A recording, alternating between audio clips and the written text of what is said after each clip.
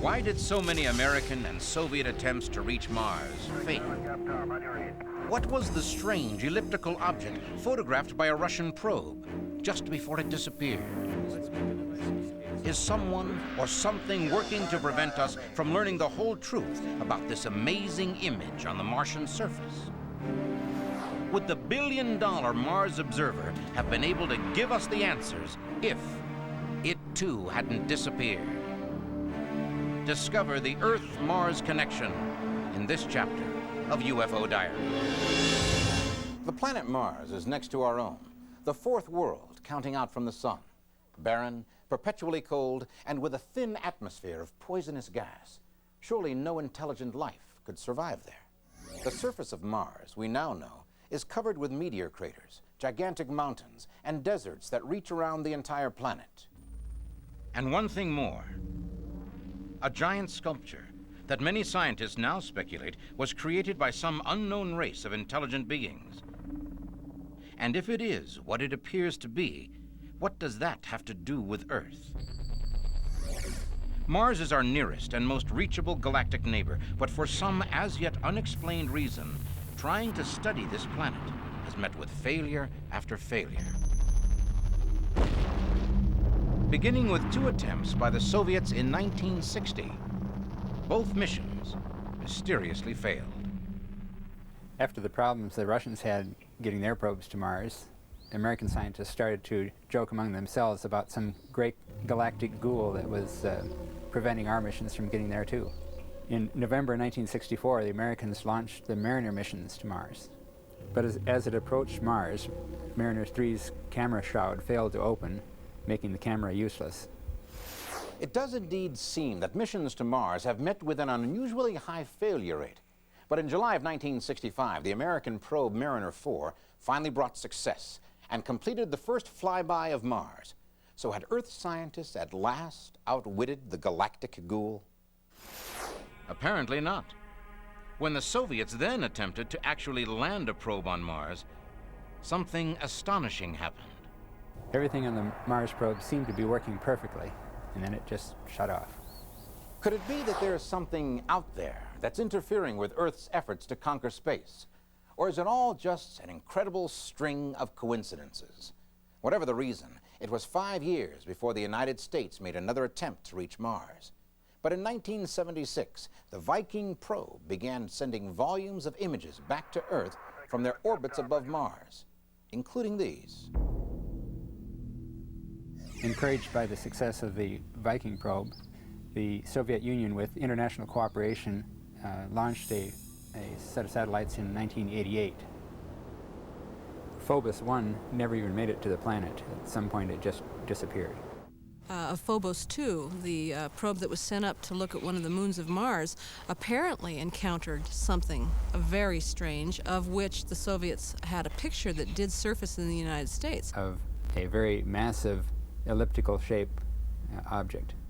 The NASA individuals here that may know about it, of course, would never make a comment on it. And then it too disappeared. And 5 years later, the American space probe Mars Orbiter seems to have met the same fate. But what exactly did happen to them? Many researchers now believe the loss of so many Mars probes cannot be an accident, but a deliberate attack on spacecraft from Earth by something or someone near Mars that does not wish to be photographed. Could this be true? Has this bizarre string of space disasters occurred because we caught a glimpse of something we were not supposed to see? Has the Viking space probe presented us with a mystery that is unsolvable? The mystery first began to unfold in 1976, when the unmanned Viking space probe was going about its highly successful mapping mission of our neighbor planet.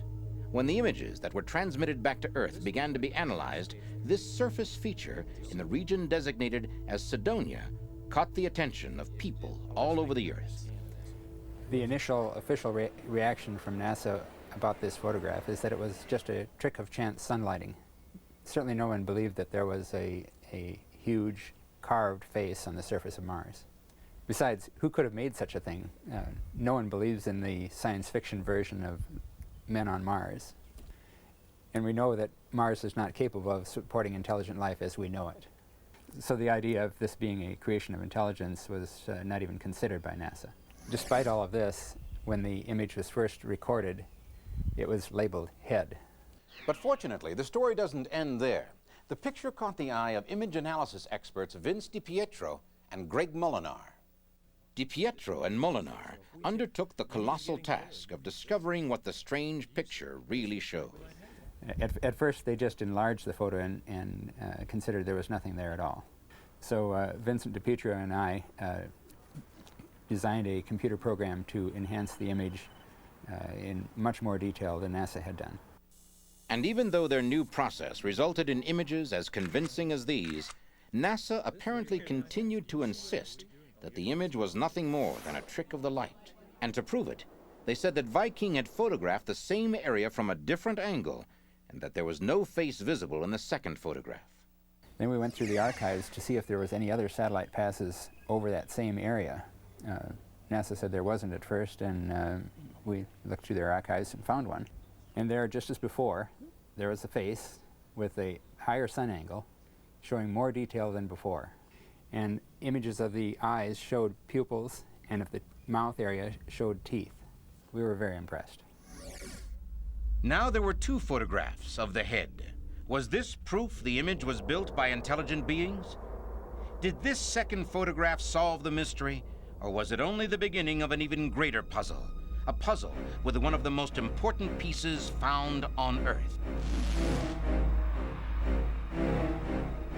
These two separate frames, identified by their NASA frame numbers 35A72 and 70A13, also contain considerable detail about the surrounding area, revealing several other images that DiPietro and Molinar found as exciting as the mysterious face. About 10 miles away from the face is a couple of pyramids. And the strange thing about those pyramids is they're very regular triangular shape. In the corner of each corner there appears to be a buttress, and on close examination the buttress itself is pyramid shaped. Was this undeniable proof that an intelligent race had once lived on the planet Mars? This would be really, really remarkable for this to be a natural formation. Since the time of that discovery, science writer and consultant Richard Hoagland has worked tirelessly to discover the whole truth about the mysterious Cydonia region of Mars. A member of our team, Dr. Mark Carlotto, decided to use a state-of-the-art 3D computer modeling technique which now strongly indicates that the face could in fact be a real three-dimensional human-looking sculpture, a sculpture 1,500 feet high and over a mile long. But is it not still possible that these intriguing shapes are really nothing more than accidents of nature? That the researchers who study them are simply letting their imaginations run wild? Many intriguing questions are raised by the apparent connections between this image from the planet Mars and ancient structures here on Earth. Perhaps the most intriguing being, does this image on the surface of another planet give us important clues to the origins of ancient structures on our world? Richard Hoagland's study team may have uncovered proof that one of our oldest relics was not built by human hands. And as I began looking at some references and books and talking with colleagues, this was a sketch done by Shannon, one of our early artists on the team, we both realized that this image was somehow trying to tell us something profound. It was trying to say this. Could the resemblance between the face at Cydonia and the Sphinx at Giza be more than a mere coincidence? And if not, does all this prove once and for all that these great monuments were all designed and built by an intelligent race from another world? Did the Egyptians, in fact, as we know them, do this remarkable structure? Recent archaeological and geological discoveries demonstrate that the Sphinx is at least 10,000 years old and maybe even older. That is, the Sphinx appears to be much, much more heavily weathered than we have any right to expect from only, quote, 5,000 years of desert weathering. The kind of weathering we see on the Sphinx is best explained by the action of running water. You need rain to get that degree of erosion, 12 feet of it in some places. And that amount of rain has not fallen in Egypt for at least 10, maybe 15 or 20,000 years. Now that raises a wonderful problem. It means that we're now looking at a monumental work of art created at a time when nobody else on planet Earth is supposedly able to do anything of that magnitude or scale. There's no other contemporary civilization to pin it on. So who did it? Could these both be ancient sculptures made by the same race of beings? If so, who or what is this face intended to represent? The key to understanding the face on Mars may lie in the fact that the Sphinx of Egypt is a combination of hominid and feline, half man, half lion. It was at this point that we began to worry less about the ultimate reality of the so-called face on Mars and more about the meaning of the message of Cydonia. Hoagland's researchers, in comparing the two images, made an amazing discovery. Half lion. Maybe there's a connection. Maybe the face of Cydonia is half man, half something else. First, they copied the left half of the Cydonia head, made a mirror image of it, and pasted it onto the other side. That's the simian half. All The right. results were interesting, but inconclusive. Wouldn't it be wild if the picture turned However, out to be the face when they of tried the same thing with the right half, flipped it over and matched it up on the left side, pasted the onto result left side? was a clear image of a lion's head. Are these merely strange optical illusions, or are they the key to understanding the real truth behind our own past? Surely it's still possible that mere coincidence could be the culprit behind all of these so-called connections between monuments of Earth and the images we've seen from Mars. Or is there any more and better evidence? In southwest England, the ancient man-made mountain of Silbury Hill has loomed over the horizon since time immemorial. Nearby is Avebury, believed to be a fortress centuries old, tall earthen walls protecting an inner mound. The area also contains an amazing connection to the structures at Cydonia. The connection here was determined not by simple observation and supposition, but was founded in the solid facts of geometry. The question was, what if the ancient ruins in England corresponded in size, shape, and dimension to the features on the plain of Cydonia? What if the Avebury circle was to represent the crater and Silbury was to represent the tholus, and the angles and positions of ancient features, including where the cliff would be and where the tetrahedral pyramid would be, and angles to other key things in this vicinity, all seem to match, including the very size of Silbury Hill in terms of its exterior moat in reference to the tholus. Were all of these structures built by the same race of beings, human or otherwise? And if so, does this constitute new evidence that intelligent life could have once thrived on the planet Mars? Richard Hoagland suggests many possibilities. One is that we had a previous high-tech civilization on Earth which developed spaceflight, went to Mars, built some stuff, and then collapsed. And we're now just rediscovering our heritage. The second hypothesis is that someone else from far out there, in the stars, thousands, hundreds of light years away, came to the solar system, came to Mars, built the stuff, and built a monument to this primitive being that would someday become a human being, the human species, here on Earth. In either case, it would seem that some global catastrophe forced the Martian population to abandon their world and move to another, to the Earth. And someday, we may discover, in fact, that we are the Martians after all. Assuming for a moment that there once was a flourishing race on Mars and that they built this complex structure, one important question remains. Why? Cydonia was probably constructed to communicate some very fundamental information. We believe now that we are looking at the outlines of a whole new physics, how the universe functions, a kind of a grand unified theory, as it were, given to us, communicated, even on the photographs taken by Viking, by the geometric layout of the structures. Researchers now believe that the key to understanding the geometry of the D&M pyramid may be in the size, shape, and position of the massive structure. Hoagland and others point out that the pyramid is not oriented to the Martian North Pole, but is turned slightly to one side. Latitude lines show that two of the faces are out of alignment at exactly the same angle, 19.5 degrees. Why 19.5? That on every major and minor planet that we have flown by, looked at, or mapped in the last 30 years through NASA imagery, the major disturbance, starting with Jupiter and the Great Red Spot, lies just about at 19.5 north or south. The Great Red Spot on the planet Jupiter is essentially a giant cyclone, an atmospheric storm larger than the entire planet Earth. It continues to churn away for year after year, right at 19.5 degrees south.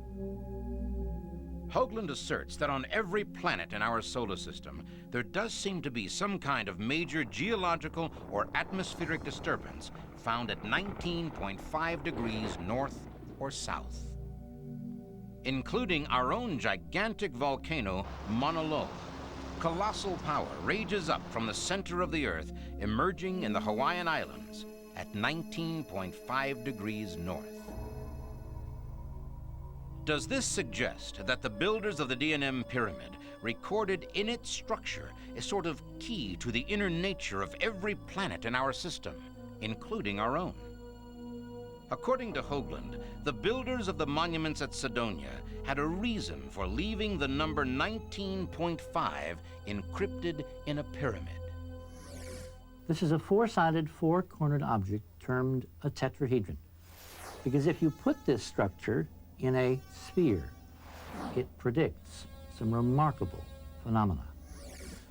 Hoagland says that if a perfect tetrahedron or pyramid is placed inside a sphere such as a planet, so that one tip is at the north or south pole, the other tips will fall at the latitudes of 19.5 degrees north or south, the same as the angles discovered in the D&M pyramid.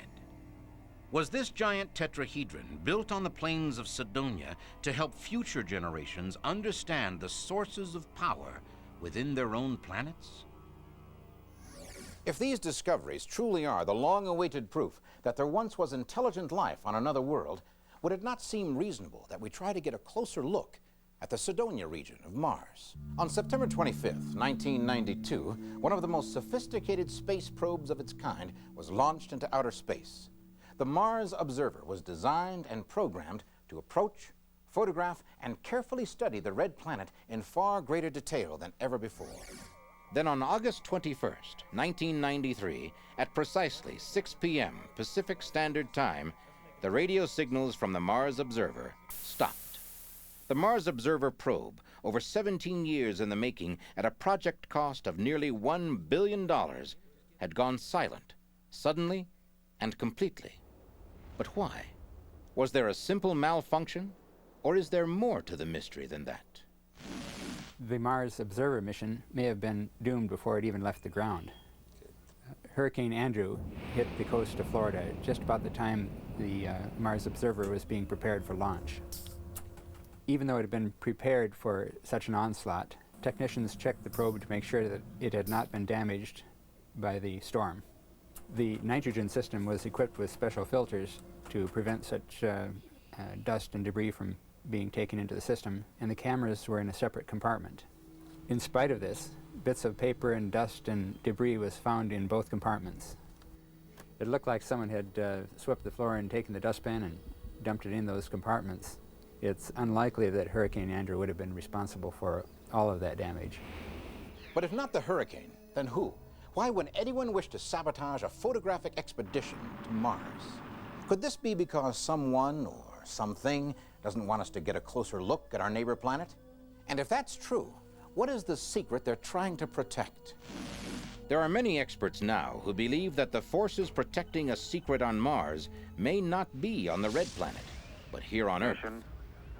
Since the first television cameras flew with space missions in the mid-1960s, NASA has always shared its video images with the world. But many sources report that just before the launch of the Mars Observer, NASA announced that for the first time ever, they would not allow any images sent back from Mars to be broadcast on live TV. Why? Why would the National Space Agency suddenly change a policy that had stood for almost 40 years? Had they learned something about Mars that they wouldn't admit?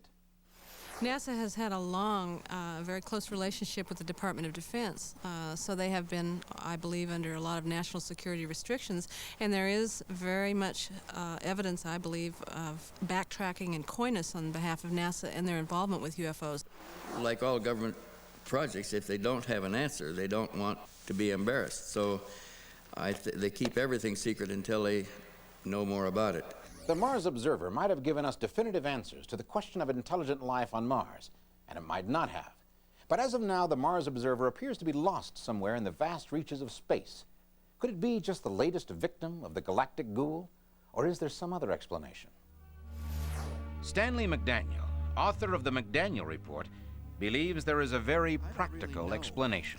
But some people have speculated that NASA is afraid that it'll lose funding if it even so much as hints that it might imagine that there are extraterrestrial artifacts on Mars or elsewhere in the solar system. I think they believe that Congress would think this was so far-fetched that they would withdraw funds. There are still so many questions left unanswered. Is this face just a natural formation, or was it constructed by some long-lost civilization? And what of the pyramids of Mars? Are they ancestors of the pyramids of Egypt, or just uniquely shaped piles of frozen Martian soil? Is the perfect geometric precision found in these surface features of Cydonia nothing more than a bizarre series of coincidences? Could it be that we are descendants of ancient Martians who sought refuge from their own dying world? If so, does that mean that we are the Martians we claimed we might someday meet? As scientists plan future manned missions to the Red Planet, are we on the verge of learning that Mars is not only our destination, but was also once the beginning? Is this a portrait of the being who long ago made the very first entry into the UFO Diaries? Have U.S. astronauts found proof of UFOs, only to be forbidden to tell us what they know? Have probes to the planet Mars captured photographs that we are not allowed to see? Do these videotapes reveal a terrifying truth that NASA has kept hidden from the people of Earth? Astounding images from other worlds and the long-kept secret they may uncover in this chapter of the UFO Diaries. The official history of space travel begins in 1961, when cosmonaut Yuri Gagarin blasted into Earth orbit aboard the Vostok 1 space capsule. Soon after, Alan Shepard flew an American Mercury capsule into space, and the so-called space race officially began. 35 years ago, U.S. President John F. Kennedy encouraged the American space efforts to set their sights on a seemingly impossible goal: we choose to go to the moon. Landing a manned spacecraft on the moon before the end of the 1960s. We choose to go to the moon in this decade and do the other things, not because they are easy, but because they are hard. And in July of 1969, that goal was in fact achieved. The space race had been won. And the real winner was the organization that had made it happen, the American Space Agency, NASA, the National Aeronautics and Space Administration. So to many people, it had always seemed logical that if humankind were to ever find proof of another intelligent life on other worlds, that discovery would certainly be made first by NASA and immediately shared with the rest of the world. And for a time at least, it seemed that astronauts did report frequent encounters with UFOs. In fact, astronauts have apparently been reporting UFO sightings from the very beginning of manned spaceflight. The first Russian in space, Yuri Gagarin, came back and said, I know these things are real. They exist. They have incredible capabilities. I'll talk more about it if given the permission to do so. To my knowledge, he wasn't given permission to do so. And some of the Americans who would later become astronauts had reported UFO sightings during their days testing experimental planes. Beginning in the early 60s with the testing of the X-15 rocket-powered jet, there were some of the pilots in that program that came forward and said that part of their mission was to detect UFOs. It almost appears as if there was a window where the people that worked for NASA were able to talk more freely about the UFO subject, and today that doesn't appear to be the case. And according to many sources, one of those astronauts who reported seeing UFOs during those early days was space pioneer Gordon Cooper, both in his test pilot days and as a Mercury and Gemini astronaut. And he apparently worked hard to make sure his story was heard and believed. We're cruising at altitudes higher than any other living being has ever reached. And if some other living being is somehow managing to fly around on the edge of our atmosphere, well, it's our job to find out about it. Mr. Cooper, Mr. Cooper, Mr. Cooper, what about the lack of oxygen? Gordon Cooper made a statement to the United Nations. He wrote a letter, said, "I've seen UFOs. I think they're extraterrestrial, you know, and other people have seen them as well." And then, boom, you didn't hear from him for 15, 20 years about it. Why would Gordon Cooper fall silent about his encounters with UFOs? Was it simply because no one believed his story? It seems odd that such a well-trained observer and so skilled a pilot as Gordon Cooper could actually report a UFO sighting only to be largely ignored by the agency that had sent him out into space. Why would this brave explorer of the unknown suddenly stop talking about his UFO sightings? Many UFO researchers believe it was because Gordon Cooper and others were ordered to keep quiet, and that those orders came from NASA itself. NASA has even been found in the embarrassing position of ridiculing some of our own astronauts. When some of the guys get back from space and want to talk about what they've seen and what happened on the moon and what occurred while they were in orbit, NASA shuts them up, literally threatens them. Supposing for a moment that all of this is true, it would seem NASA first sent astronauts into the upper atmosphere and then into space, where some of those pilots saw and reported encounters with UFOs. Then, suddenly, those astronauts stopped reporting such sightings. I know that when I first started researching UFOs, I wrote to NASA. I got the addresses for every American who'd ever been in space, and I wrote to them. I wrote to all of them, especially underlining parts to those astronauts who had had alleged encounters in space, and I asked them, is it true? Not one single response. Not a letter back to say, you're crazy, leave me alone. No response at all. And I've spoken to people who've been in the space program. The response is, you're not supposed to talk about this stuff. There are numerous reports about alleged encounters in space. The astronauts, to a large degree, will not talk about it. NASA's status in the federal government allows them to enforce their policies with substantial power. NASA has regulations that they can send people to prison, put them in quarantine indefinitely if there's been some sort of a contact with extraterrestrial objects or beings. Does NASA really have the power to silence astronauts who have seen a spaceship or being from another world? And if so, why?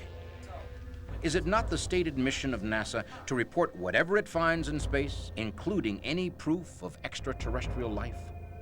NASA's paranoid about UFOs or anything related to ET. You know, they had the SETI program, Search for Extraterrestrial Intelligence, for a number of years. They changed the name of it to something like High Resolution Survey because they didn't want ET in there, even though that's exactly what they're looking for.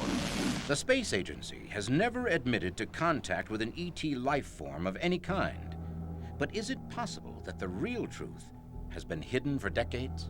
If NASA had strong supported evidence that our astronauts were encountering vehicles from another planet, why would this astounding news be kept secret? Why would an organization devoted to scientific discovery cover up its most important finding?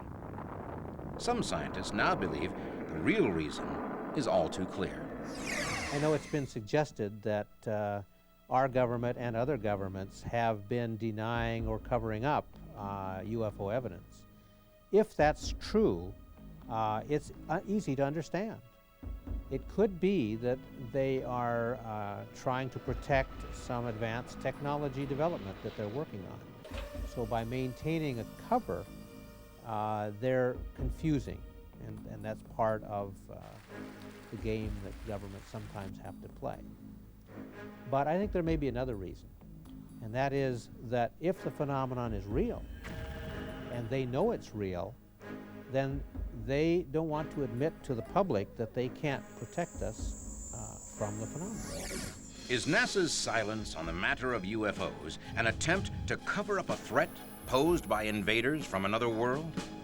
Could the military missions taken on by the space shuttle be part of some secret war currently waged between humans and extraterrestrials?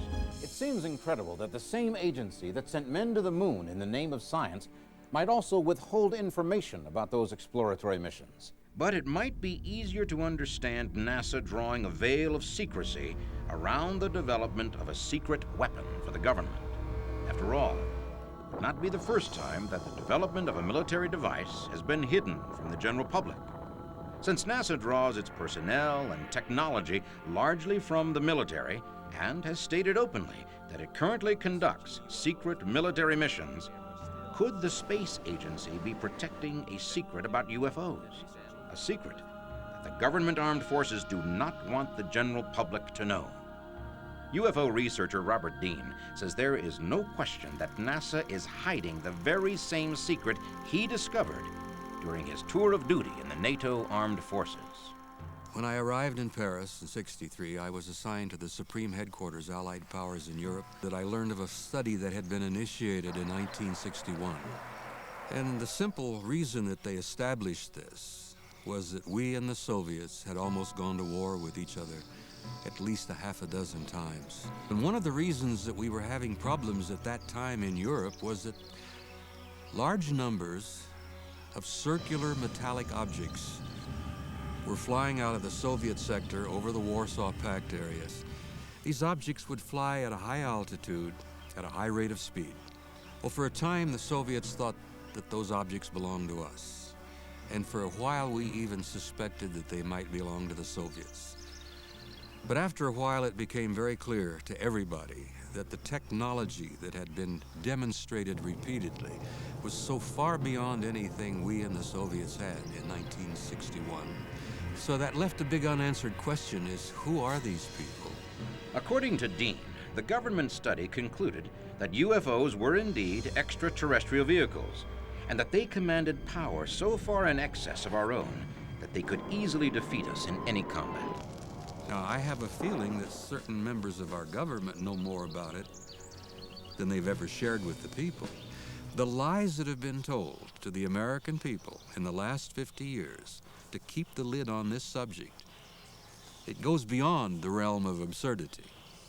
If the highest powers of world government were aware of extraterrestrial visitors in the early 1960s, it does seem logical that our first astronauts would have been somehow prepared for the beings that they might encounter out in space.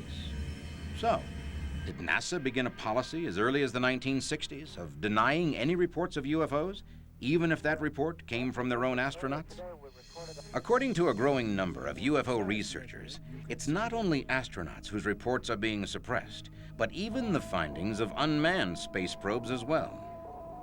Strange features discovered by the Viking Mars probe have stirred controversy throughout the scientific community. And now, many researchers say NASA has deliberately hidden some of what it knows about these shapes on the Martian surface. Could this be because these structures are proof of a long-extinct civilization on another world? Some people have speculated that NASA is afraid that it'll lose funding if it even so much as hints that it might imagine that there are extraterrestrial artifacts on Mars or elsewhere in the solar system. Many of the Martian features photographed by Viking do seem to be more than simple flukes of nature. But so far, no NASA official has admitted the possibility that these could be artifacts constructed by any kind of intelligent life form. But Stanley McDaniel has performed one of the most exhaustive studies possible on the photographs of the monuments of Mars, and now believes there may be some at NASA who are not telling all they know. NASA scientists have made a series, you might call it a string, of bad arguments and faulty reasoning regarding this topic. And I believe that it deserves a serious look by serious scientists, and there are some scientists who are looking at this seriously, but NASA ignores them. Most of the controversy revolves around this photograph, which appears to show a mile-long sculpture of a human face.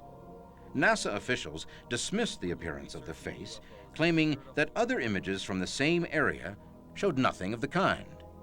For over 17 years, NASA insisted there was a second photograph in which the face disappears, proving that the facial appearance was merely a trick of light and shadow.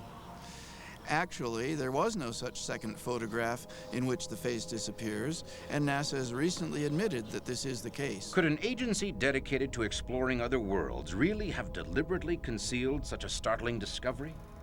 At first, it appeared that the world would soon learn the truth when the unmanned space probe Mars Observer approached the red planet for a closer look.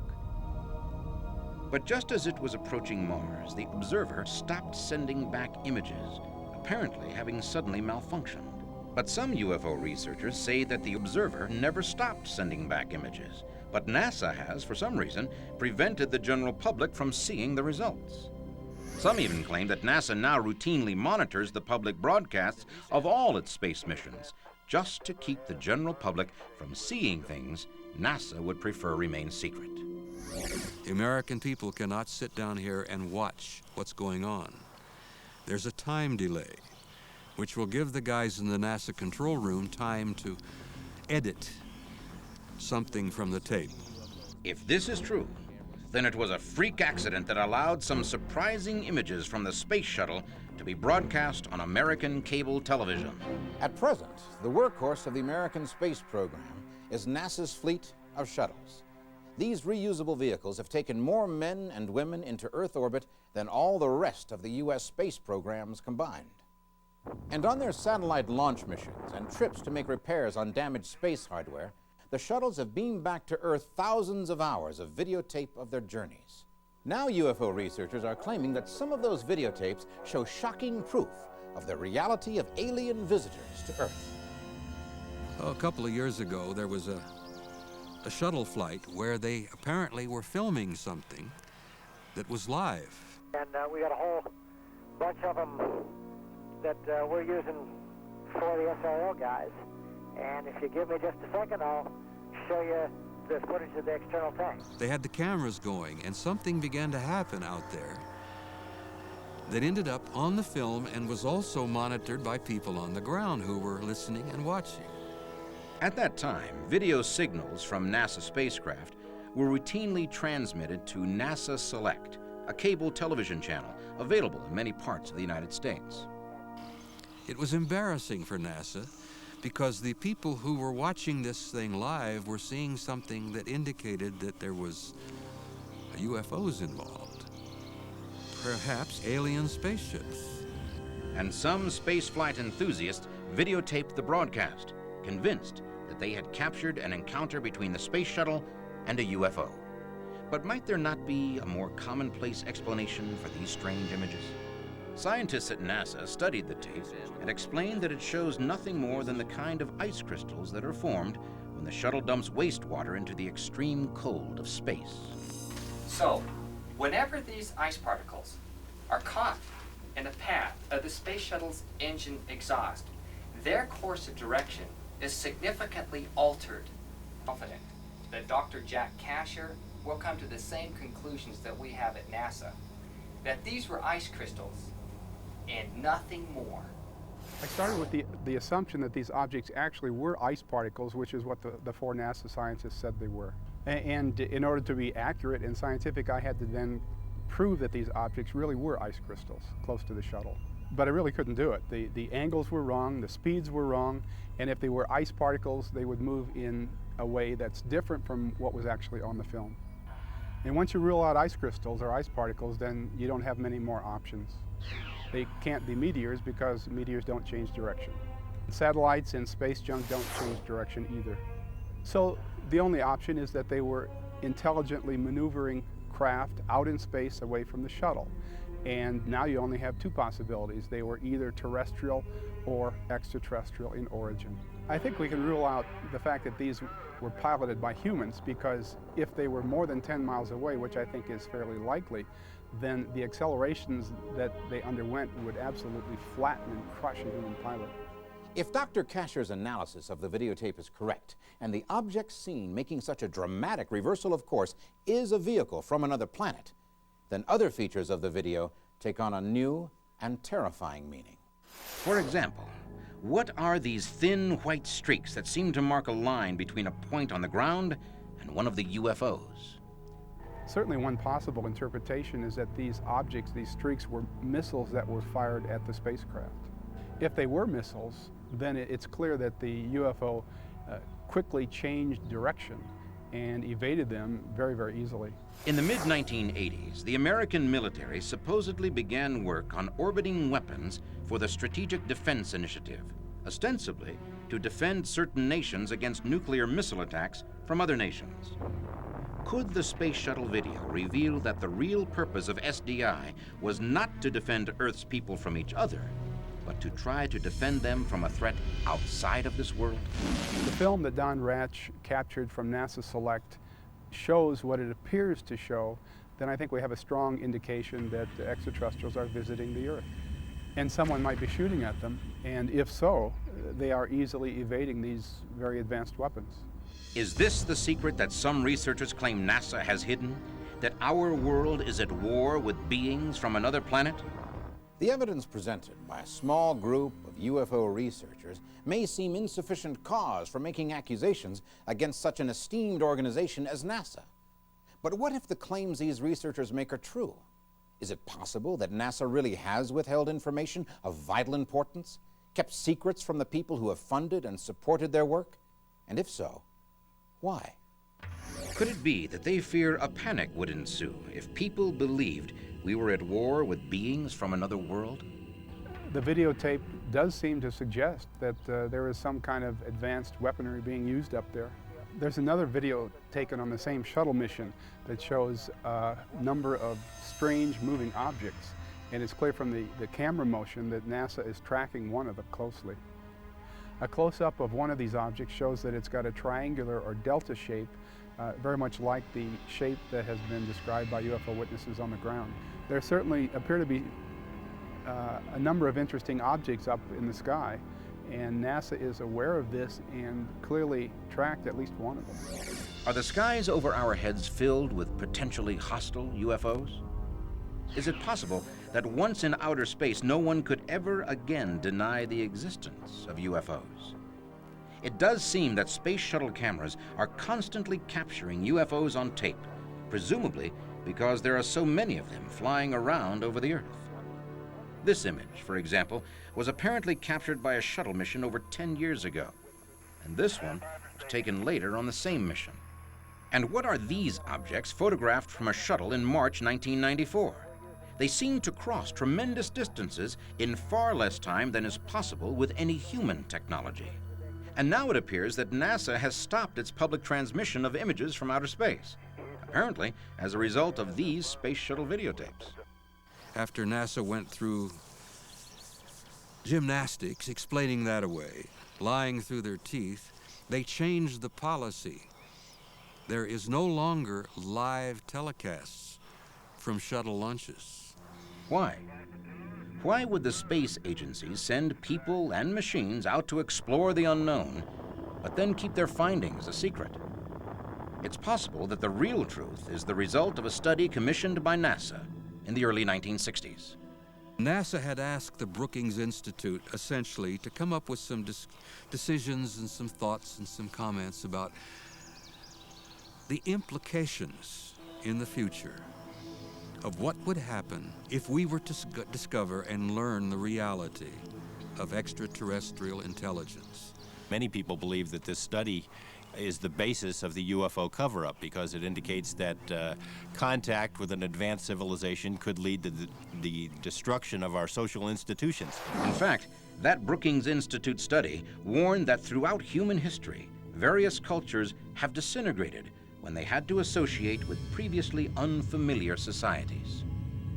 I can't be 100% sure that there is a bona fide cover-up and that there's a big dark secret that the United States government is trying to cover up. But if there were, it's my opinion that it would have to do with the status quo and how disrupted our social institutions would be if all of a sudden we were told that we're not alone and that these beings are more advanced than us.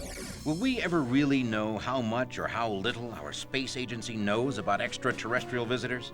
Perhaps someday soon the answer will become clear. Or perhaps it will forever be one of the many unanswered questions in the UFO Diaries.